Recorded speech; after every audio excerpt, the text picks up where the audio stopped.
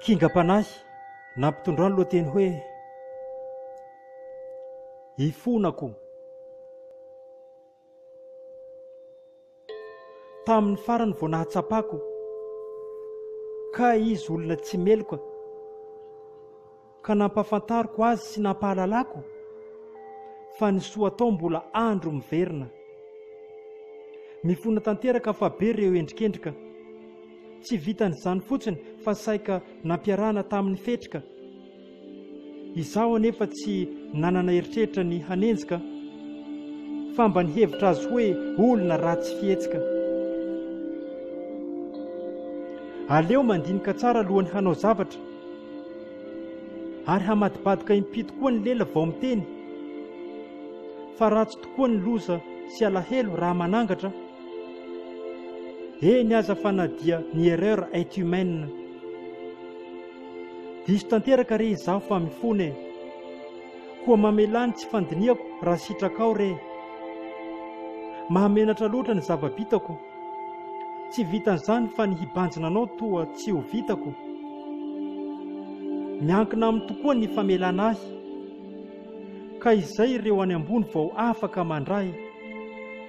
Mafy loatra ny endrikendrika nahazo azy, sy ireo osom-potaka izay tena nampandady.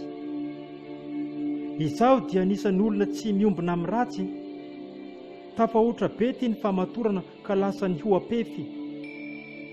Ka ezahina rindra amin'izay izany mantsy, fa raha tafahotra loatra ny zavatra rehetra dia mila to tsy ho mety.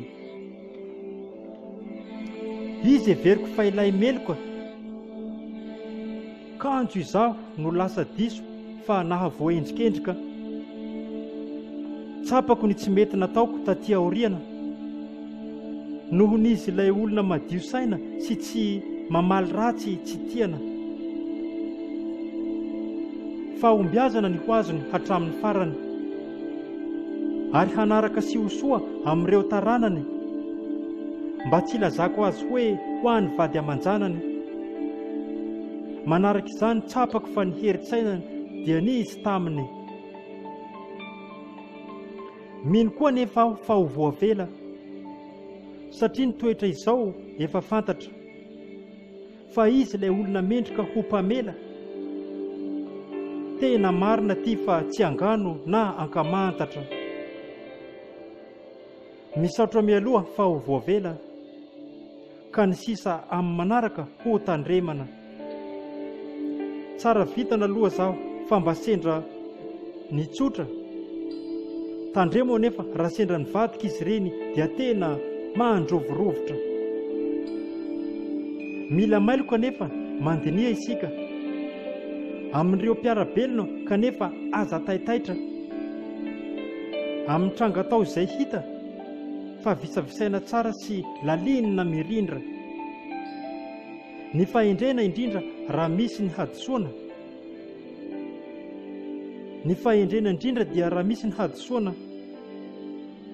sy ny fahalalam-pombantsika ny fahaizana mifona. Koa dia izay ny azoko ambara amin'ilay fangatahako.